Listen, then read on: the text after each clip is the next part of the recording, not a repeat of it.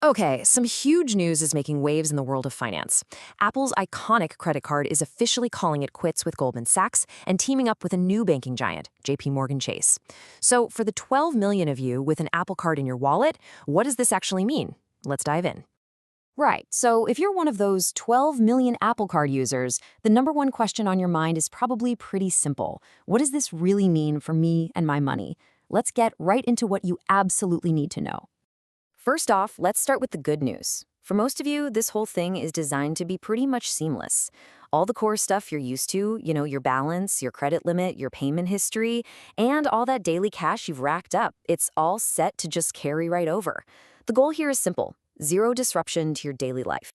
Now, here's the one thing you might actually have to think about. If you're using the high-yield Apple Savings account, you're eventually going to face a choice. You can either move your money to a new similar account that Chase is going to build, or you can just keep your funds right where they are with Goldman Sachs. This is the key decision you'll want to keep an eye out for as the changeover gets closer. So, why is this massive shakeup happening in the first place? Well, to get that, we need to rewind a bit and look at why Goldman Sachs was so eager to get out of this deal. Turns out, their big jump into consumer credit wasn't just a little misstep. It was a complete, and I mean incredibly expensive failure. $3 billion. Just let that sink in for a second. That's a staggering loss Goldman Sachs took on from its consumer division, and you can bet the Apple Card was a massive part of that whole. That kind of financial bleed is just not sustainable, not even for a Wall Street titan like Goldman. And here's a huge piece of the puzzle. A massive chunk of the people who signed up for the card, about a third of them, had credit scores that put them in the subprime category. The story goes that Apple pushed really hard for high approval rates, wanting to get the card into as many hands as possible. But that left Goldman holding a whole lot of very risky debt.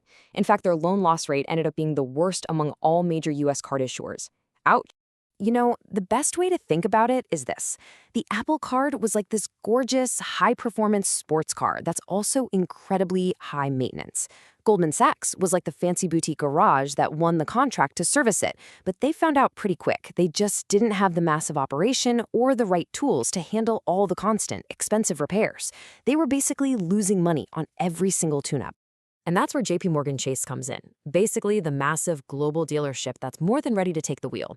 See, for Chase, this isn't some risky experiment like it was for Goldman. Nope, this is a cold, calculated, strategic move to really solidify their top spot in the market.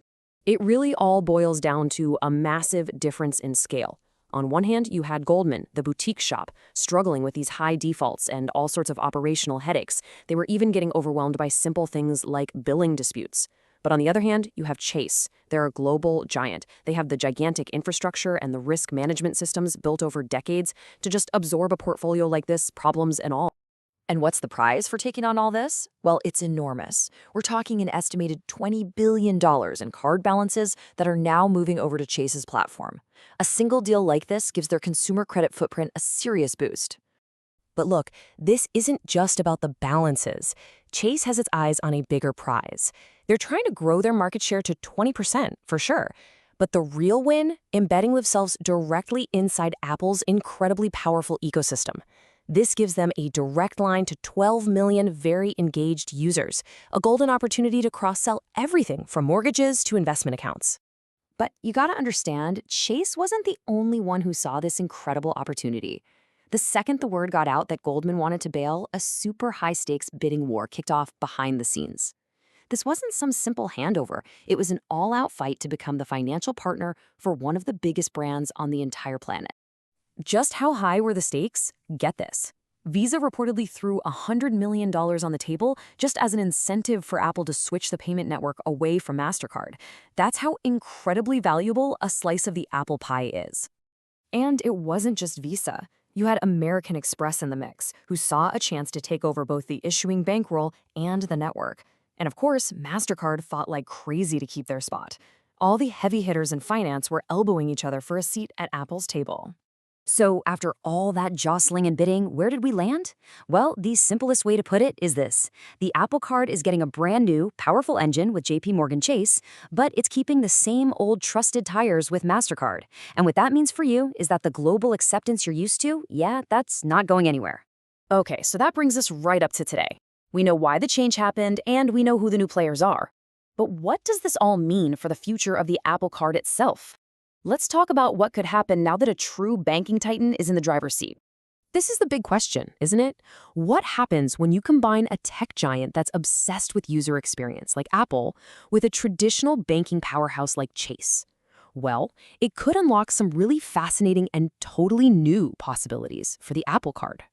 And this is where it gets really fun to speculate. Could we maybe see an Apple Card Plus down the line?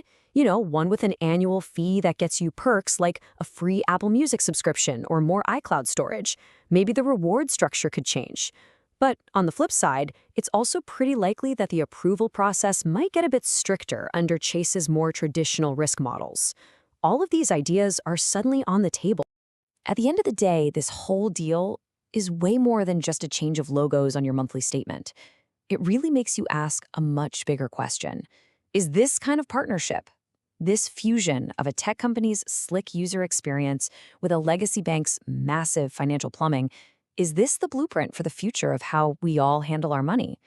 That's something we are all going to be watching very, very closely.